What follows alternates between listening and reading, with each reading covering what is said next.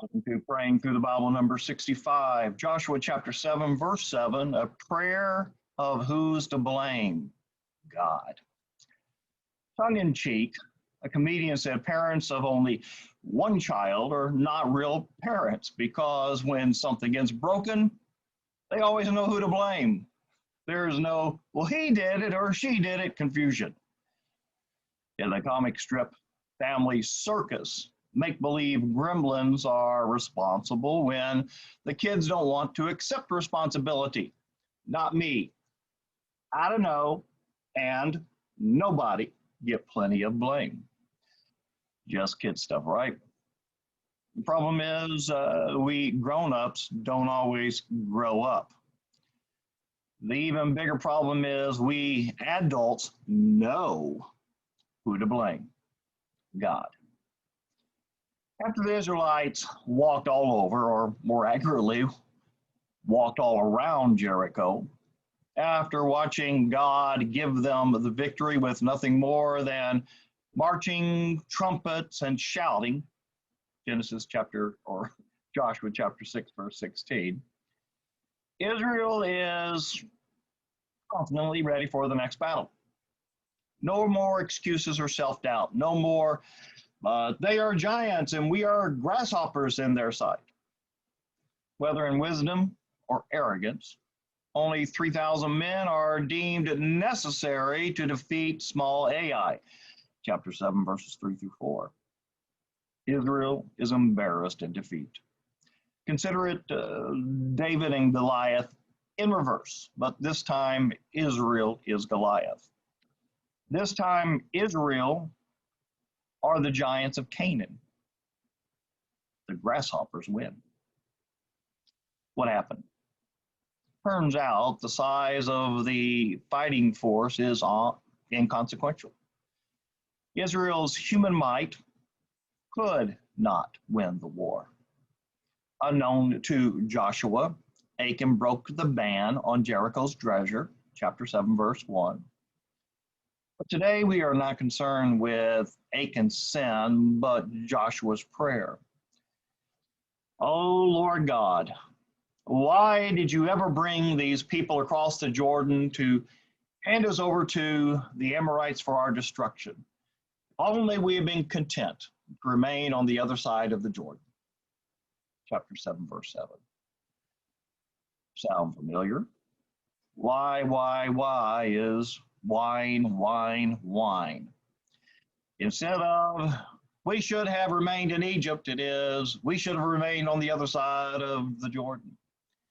Instead of, we would have been better off staying as slaves, it is now, we have been better off with God keeping only part of his promises.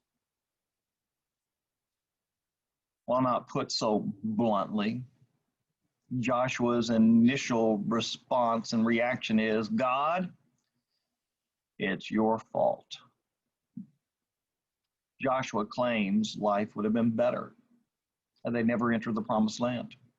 So, obviously, the problem is God and his blessings, right? Such is a all too common thought process among God's people. When things turn bad, when life gets ugly, when pain and suffering become great and consequences arise, we are quick to blame God. Instead, we should look at Satan as the culprit and ourselves as Satan's companions, and in war, as Satan's compatriots. The problem is not God. Israel has sinned. Therefore, the Israelites cannot stand against their enemies. Chapter 7, verses 11 through 12. Sin is in the camp. God turns away from Israel and turns a certain word and verdict against them. In Jericho, God placed Jericho and plunder under the ban, set apart for destruction. Chapter 6, verse 17 through 18. Now Israel is set apart for destruction. Chapter 7, verses 1, 11, and 12. Israel becomes what they destroyed because God destroys sin. The problem is Israel has sinned. But my sensibilities argue, but God, Israel hasn't sinned, Achan sinned. Did you notice I just argued with God? And out of curiosity, did any of you think the same thing? Israel hasn't sinned, Achan sinned. While all of Israel had not sinned, consider the blessings were received collectively, not individually, on merit. Collective versus individual. That's a problem for another day. Today, the problem is when facing our problems, we still really don't know who to blame. Not me. I don't know. And nobody are even running around today because we refuse to grow up. Here's our prayer challenge. Take responsibility for the decisions we make. And don't be so quick to blame God. Start praying. This has been Praying Through the Bible number 65, Joshua chapter 7, verse 7, a prayer of who's to blame? God. This has been a blessing to you. Please share, please like, please make a comment. That helps to grow the YouTube channel and helps other people to find it. Thank you for being a blessing to me.